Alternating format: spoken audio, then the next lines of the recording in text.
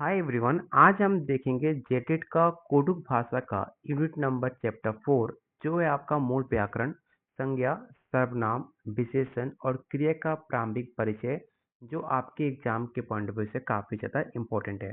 तो आज इस टॉपिक का टॉप 30 एमसीक्यू देखेंगे जो एग्जाम में बार बार पूछे जाते हैं।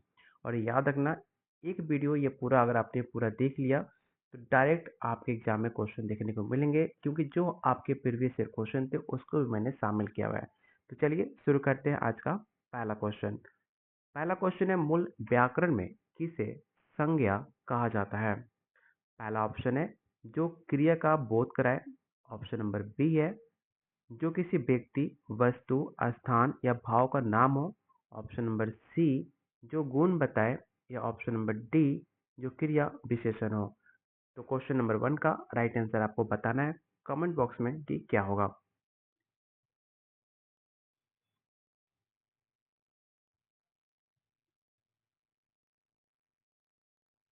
तो बहुत लोग का आंसर आना शुरू हो चुका है, और जो भी आंसर बी बता रहे हैं उन्हें राइट आंसर होगा ऑप्शन नंबर बी जो किसी भी व्यक्ति या स्थान, वस्तु या भाव को नाम को कहते हैं संज्ञा। तो option number B right answer होगा। सेकंड क्वेश्चन, कुडुख भाषा में वचन बदलने पर संज्ञा के अंत में क्या जोड़ा जाता है? पहला ऑप्शन है कोई उपसर्ग, कोई प्रत्यय, एक नई साउंड, या ऑप्शन नंबर डी है कोई स्वर साइन। इस क्वेश्चन को ध्यान रखिएगा, क्वेश्चन यहाँ से बहुत सारे बनते भी हैं और ये क्वेश्चन काफ़ी इंपॉर्टेंट है आपके एग्जाम को पॉइंट ऑफ व्यू से। और याद रखने वाली बात यह है कि कुडु भाषा में जब संज्ञा का वचन एक वचन से बहुवचन में बदलने के लिए मुख्य रूप से याद रखिएगा जो ए आर होता है, जो आर होता है, या फिर माइनस आर, या जो उसका प्रत्यय होता है जिसे हम इंग्लिश में सफिक्स बोलते हैं उसको जोड़ा जाता है, विशेष रूप से सजीव या मानववाचक संख्याओं के लिए। ठीक है, तो क्वेश्चन 2 का जो राइट आंसर होगा ऑप्शन नंबर आपका बी, कोई भी सफिक्स को मिला दिया जाता है। लेकिन बहुवचन बनाने के नियम, पुल्लिंग जो संज्ञाएं होती हैं उनके सब के अंत में आर जोड़ा जाता है। उदाहरण के लिए आल है तो आदमी हो जाएगा। ठीक है, जो स्त्रीलिंग संज्ञाएं होती हैं उन पे आमतौर पर आर, कभी कभी आर जोड़ा जाता है, जैसे कि मुक्का, वो हो जाएगा आपका मुक्कर। तो आप इसे याद रखिएगा, आपके एग्जाम का पॉइंट वैसे काफ़ी इंपॉर्टेंट है। थर्ड क्वेश्चन है, कुडुख भाषा में लिंग के कितने भेद होते हैं? दो, तीन, दो या एक?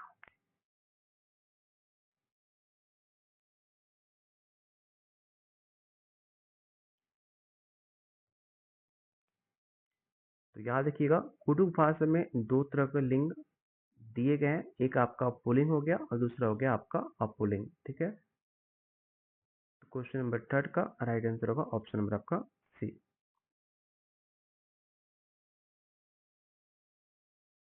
क्वेश्चन नंबर 4, कुडुख भाषा में सर्वनाम के कितने वचन होते हैं?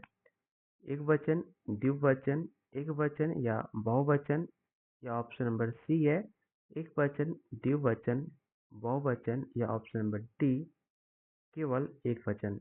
तो आपने पढ़ा होगा ग्रामर, उसमें आपको तीन प्रकार होते हैं, तीन वचन होते हैं आपके सर्वनाम के, एक वचन, द्विवचन और आपका तीसरा होता है बहुवचन।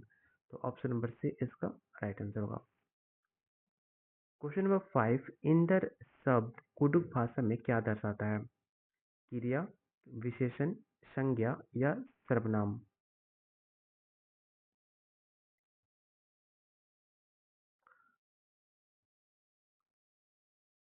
तो क्वेश्चन नंबर 5 का राइट आंसर होगा ऑप्शन नंबर आपका डी, सर्वनाम। सर्वनाम क्यों होगा?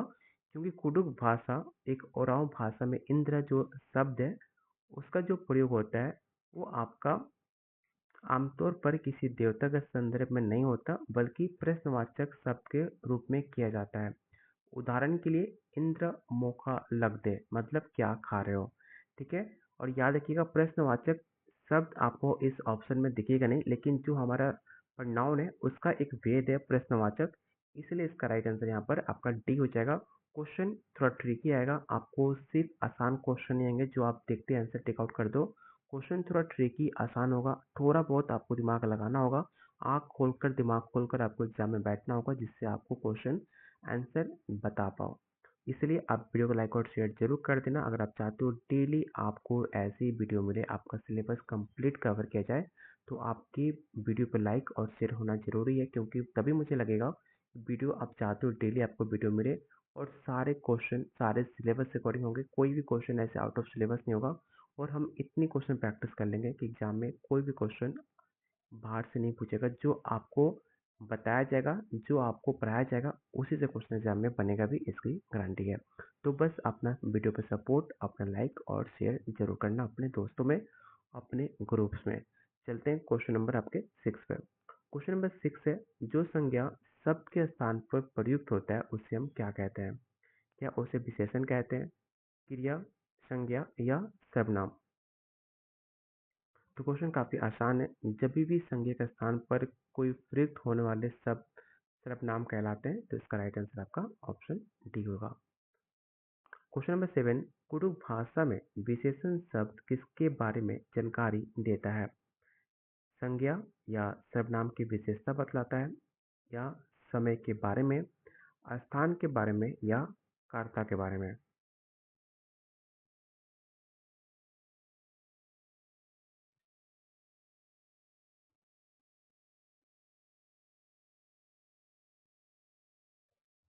तो क्वेश्चन नंबर 7 का जो भी आंसर ये बता रहे हैं उनका आंसर बिल्कुल सही है। विशेषण जो होता है वो संज्ञा सर्वनाम की विशेषता बताता है। हमने ग्रामर में भी पढ़ा होगा अपने स्कूल के टाइम में। क्वेश्चन नंबर 8 आपको बताना है कि निम्नलिखित में कौन सा शब्द कुडुख व्याकरण में एक सर्वनाम है, एक आपका प्रोनाउन है? ऑप्शन को ध्यान से पढ़िए और बताइए इसका राइट आंसर क्या होगा।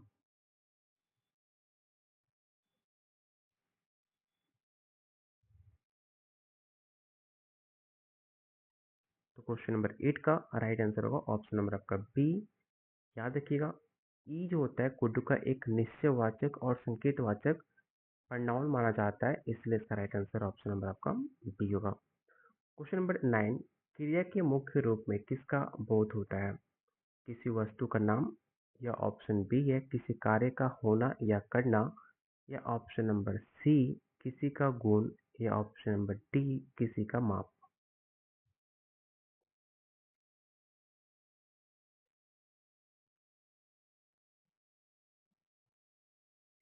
तो क्वेश्चन नंबर 9 का राइट आंसर हो जाएगा ऑप्शन नंबर आपका बी।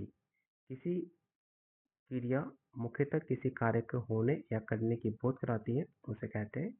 ठीक है, ऑप्शन नंबर बी आपका राइट आंसर होगा।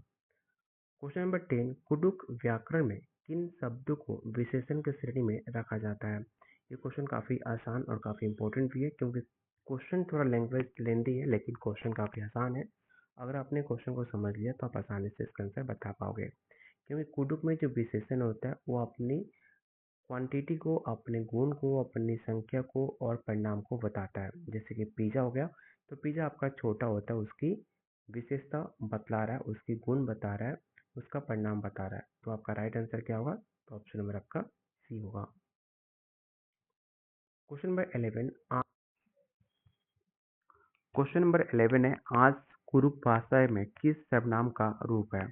उत्तम पुरुष, मध्यम पुरुष, अन्य पुरुष, या निजवाचक? क्वेश्चन को ध्यान से पढ़ना, यहाँ पर आप गलत कर सकते हो।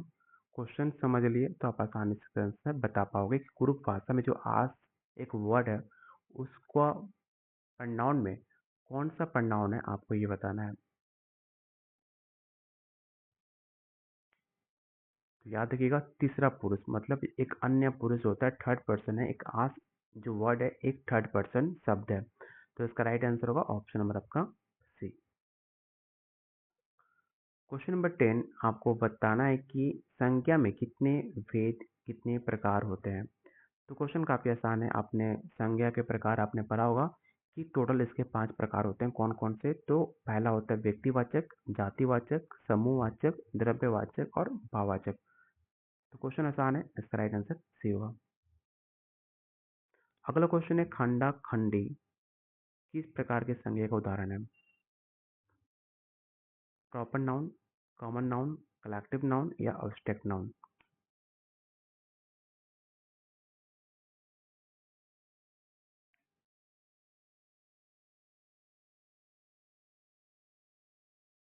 सबसे पहले आपको पता होना चाहिए खंडा और खांडी एक बच्चा और बच्ची को दर्शाता है और बच्चा और जो बच्ची होता है वो एक समूहवाचक के अंतर्गत आता है, इसलिए हमारा जो राइट आंसर होगा ऑप्शन नंबर आपका सी हो जाएगा, कलेक्टिव नाउन। क्वेश्चन नंबर 14, सर्वनाम के कितने भेद होते हैं? 4, 6, 3 या 2? तो ये भी क्वेश्चन हमारा काफ़ी आसान है क्योंकि हमें पता होगा कि प्रोनाउन जो है उसके कितने टाइप होते हैं। तो याद रखिएगा इसके 6 टाइप होते हैं, ठीक है। इस ऑप्शन के अकॉर्डिंग 6 हमारा राइट आंसर होगा, ऑप्शन नंबर आपका बी। क्वेश्चन नंबर 15, कुडुख भाषा में वाक्य ईद इरेप्पा तली, एक यहाँ पर सेंटेंस दिया गया है, ईद इरेप्पा तली वो बाजार गया में जो गया वर्ड है वो जो शब्द वो किसके लिए प्रयुक्त हुआ है आपको ये बताना है। ईद के लिए, इरेप्पा के लिए, तली के लिए, या आपका ऑप्शन नंबर डी है इरेप्पा तली के लिए। अगर आपको ऐसे क्वेश्चन एग्जाम में मिलते हैं तो थोड़ा सा आपको कंफ्यूज कर सकते हैं, इसलिए आपको प्रैक्टिस करना काफ़ी ज़्यादा इंपॉर्टेंट है। और जो हमने क्वेश्चन बनाए हुए हैं वो सारे क्वेश्चन आपके एग्जाम के पॉइंट ऑफ व्यू से इसलिए इंपॉर्टेंट हो जाते हैं कि वो सब क्वेश्चन आपके सिलेबस के अकॉर्डिंग है और ये सारे क्वेश्चन एग्जाम के पैटर्न पे है। और जो भी आंसर सी बता रहे हैं उनका आंसर बिल्कुल सही है, तली आपका राइट आंसर होगा क्योंकि ये क्रिया का बोध करा रहा है ऑप्शन। तो क्वेश्चन नंबर 15 का राइट आंसर आपका सी हो जाएगा, इसे याद रखिएगा। चलते हैं क्वेश्चन नंबर 16 पे। आपको बताना है कि सामान्यतः क्रिया के कितने काल होते हैं। ये भी क्वेश्चन आसान है, हमने पढ़ा होगा कि काल के 3 प्रकार होते हैं, प्रेजेंट, पास्ट एंड फ्यूचर। तो क्वेश्चन आसान है, इसका हम आंसर बी टिक आउट करेंगे। अगला क्वेश्चन है हरा तोर जो व्यंजन कुडुख व्याकरण के किस अंक से संबंधित है? संज्ञा, क्रिया, वर्ण विचार या वाक्य रचना?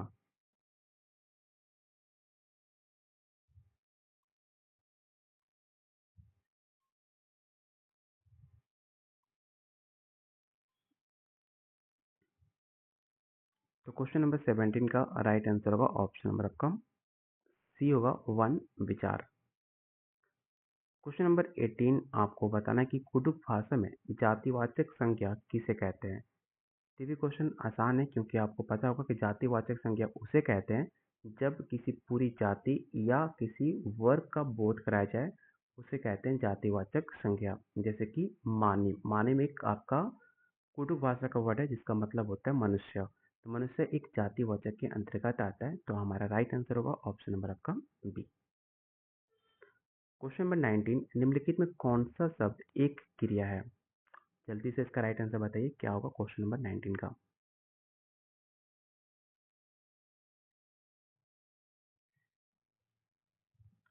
तो अगर आप ध्यान से देख रहे हो तो यहाँ पर ना है, लास्ट में ना है, मतलब क्रिया हमारा एक डालना एक क्रिया हो सकता है जिसका अर्थ होता है जाना, जो कि एक क्रिया है। तो ऑप्शन नंबर हमारा सी राइट आंसर होगा। अगला क्वेश्चन है कुडुख क्रिया का प्रारंभिक स्वरूप के अंत में क्या लगाया जाता है? Gender marker, tense suffix, number marker या प्रीफिक्स? तो ध्यान रखने वाली बात यह है कि क्रिया का जो मूल रूप होता है, जो उसका स्वरूप होता है, वो सबसे पहले काल का प्रत्यय जोड़ा जाता है, ठीक है। उदाहरण के लिए तलना, ठीक है, तो उसमें तल, च, अन मतलब गया। तो ऑप्शन नंबर बी हमारा राइट आंसर होगा, टेंस सफिक्स। अगला क्वेश्चन है अ और उ कुडुख वर्णमाला के कौन से अक्षर हैं? व्यंजन है, स्वर है, संयुक्त अक्षर है या विसर्ग है?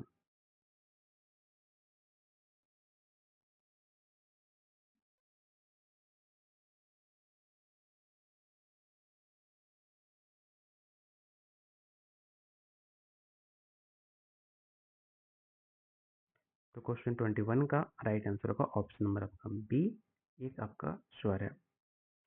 अगला क्वेश्चन है कुडुख में नंतु ऊत का क्या अर्थ है? संज्ञा, सर्वनाम, विशेषण या कारक?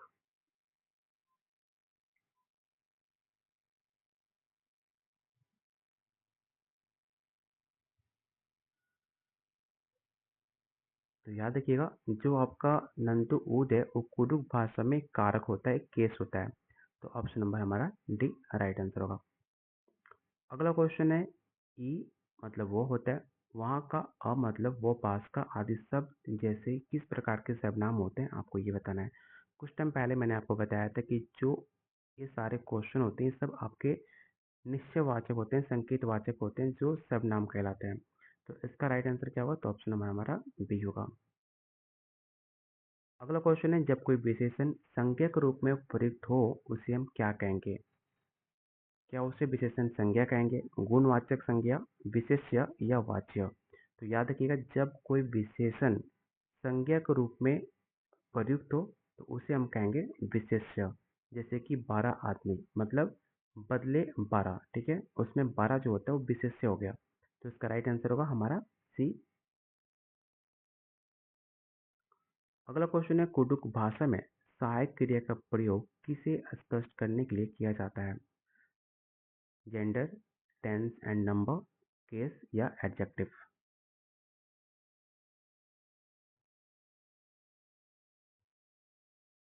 तो 25 का राइट आंसर हो जाएगा ऑप्शन नंबर आपका बी, टेंस एंड नंबर। अगला क्वेश्चन आपको बताना है कि इन और मद किसके उदाहरण हैं?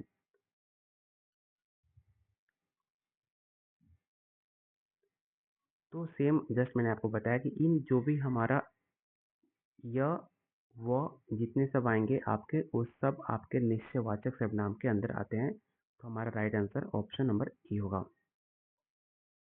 क्वेश्चन नंबर 27, कुरुक भाषा में सामान्यतः वाक्य में क्रिया का स्थान कहाँ पर होता है? ये क्वेश्चन काफी इंपॉर्टेंट है, क्योंकि कुरुक भाषा में जो हमारा क्रिया होता है उसका स्थान कहाँ पर होता है? तो याद रखिएगा, कुरुक भाषा में प्रायः जो वाक्य के अंत में आता है, जैसे कि ईद एरेपा तली, तली गाय के अंत में है। तो ये हमारा जो आंसर होगा वो वाक्य के अंत में इसका प्रयोग होता है, इसे हमें पता चलता है। Option number C right answer होगा। अगला क्वेश्चन ये, स्वर तोर जो स्वर है किसका एक मूल घटक माना जाता है? संज्ञा का, क्रिया का, शब्द निर्माण का या वर्णमाला का?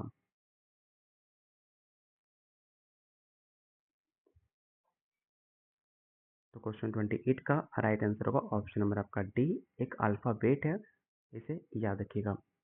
अगला क्वेश्चन है, जिस क्रिया के कर्म की आवश्यकता नहीं होती उसे हम क्या कहते हैं? तो बिना कर्म की क्रिया क्या कहलाती है? आपने पढ़ा होगा कि बिना क्रिया की कर्म अकर्मक क्रिया कहलाती है। जैसे कि बच्चा सोता है, इसमें कोई भी आपका क्रिया नहीं है, ठीक है, इसमें कोई आपका कर्म नहीं है, बच्चा सो रहा है। अगर ऐसा होता है कि रोहन सो रहा है तो रोहन इसमें कर्म होता, लेकिन बच्चा सोता है इसमें कोई आपका कर्म नहीं है, उसे कहते हैं अकर्मक क्रिया। तो इसका राइट आंसर होगा ऑप्शन नंबर सी। और आज का लास्ट और मोस्ट इम्पॉर्टेंट क्वेश्चन आपको बताना है कि कटियन जो शब्द है वो कुरूप में किसका प्राय है? इसका राइट आंसर बताइए क्या होगा। और अभी तक आपने वीडियो को लाइक एंड शेयर नहीं किया है तो वीडियो को लाइक और शेयर जरूर करना, अगर आप चाहते हो डेली ऐसी वीडियो आपको मिले, आपका सिलेबस कंप्लीट किया जाए और इतने क्वेश्चन हम प्रैक्टिस कर ले कि आपके एग्जाम में कोई भी क्वेश्चन पूछे आप आसानी से उसका आंसर बना पाओ। बाकी अगर आप चाहते हो कंप्लीट पीडीएफ लेना अपने सिलेबस अकॉर्डिंग, तो आपको सिर्फ 299 में आपको 1000 क्वेश्चन मिलेंगे, ठीक है, 1000 प्लस क्वेश्चन आपको व्याख्या सहित आपके सिलेबस के अकॉर्डिंग यूनिट वाइज आपको मिलेगा सिर्फ 299 में, ठीक है। कैसे ले सकते हो? तो आप कमेंट कर सकते हो या फिर आप मेरे इस व्हाट्सएप पे दिए गए नंबर पे आप मुझे व्हाट्सएप कर सकते हो, ठीक है। कैसे तैयारी करनी है आपको प्रॉपर गाइड भी किया जाएगा और डायरेक्ट आपको मुझसे बात भी हो जाएगी। तो चलिए, यहाँ पे आपका टॉप 30 क्वेश्चन खत्म होते हैं। बस टॉप 30 का लास्ट का आंसर क्या था आपको ये बताना है। तो जो भी आंसर बी बता रहे हैं उनका आंसर बिल्कुल सही है, व्याकरण आपका राइट आंसर होगा। तो आउट ऑफ 30 आपने कितने क्वेश्चन सही किए आप मुझे बता सकते हो कि आउट ऑफ 30 आपने कितने क्वेश्चन सही किए, क्योंकि क्वेश्चन लेवल काफ़ी मीडियम था, आप आसानी से नंबर गेन कर सकते हो, बस आपको प्रैक्टिस करना पड़ेगा और आसानी से आप नौकरी ले सकते हो। तो यह था हमारा यूनिट 4 जो आपके सिलेबस का अकॉर्डिंग है। तो मिलते हैं बहुत जल्द अगले वीडियो में, तब तक लगे पहुँचेंगे।